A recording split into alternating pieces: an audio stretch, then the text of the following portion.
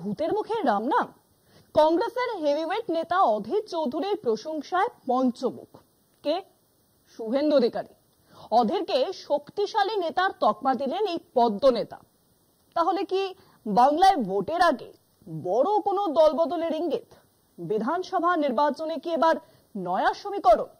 তুমুল জল্পনা দুই শিবিরে। অধীর চৌধুরী কি এবার নিশির ডাকে সাড়া দেবেন?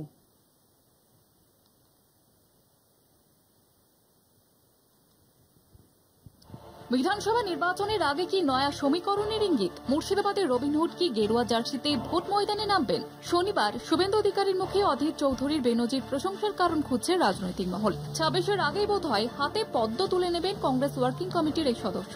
আর কয়েক মাস পরেই রাজ্যে বিধানসভা নির্বাচন। সব দলই এখন ব্যস্ত ঘর গোছাতে। এদিকে বাংলায় এক নয়া সমীকরণের ইঙ্গিত। কংগ্রেসের হেভিওয়েট নেতা, সিডব্লিউসির সদস্য, প্রাক্তন সাংসদ এবং বর্তমানে দলে কিছুটা কোণঠাসা অধীর রঞ্জন চৌধুরীকে শক্তিশালী নেতা বলে প্রশংসা করে যেন কোনো বিশেষ ইঙ্গিত দিলেন শুভেন্দু অধিকারী। এদিন সাংবাদিক বৈঠকে শুভেন্দু এসআইআর ইস্যুতে তৃণমূলের বিরুদ্ধে বারবার তোপ দাগলেন। কংগ্রেসকেও সমান নিশানা করেন শুভেন্দু, কিন্তু আশ্চর্যজনকভাবে অধীর চৌধুরীর ভূয়সী প্রশংসা করেন। শুভেন্দু বলেন, কংগ্রেস তো ঘোষিত মমতার বন্ধু। যেদিন প্রদেশ কংগ্রেসের সভাপতি পদ থেকে অধীরকে সরালেন, সেদিন রাহুল, সোনিয়া, মল্লিকার্জুন খার্গে সিগন্যাল দিয়েছেন মমতার সঙ্গে লড়ব না।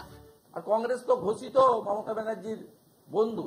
অধীর চৌধুরীকে যেদিনকে সরিয়েছে পশ্চিমবঙ্গ প্রদেশ কংগ্রেস কমিটির সভাপতি থেকে, সেদিনই সোনিয়া গান্ধী, রাহুল গান্ধীরা, মল্লিকার্জুন খাড়গেরা সিগন্যাল দিয়ে দিয়েছে যে আমরা মমতার সঙ্গে লড়ব না।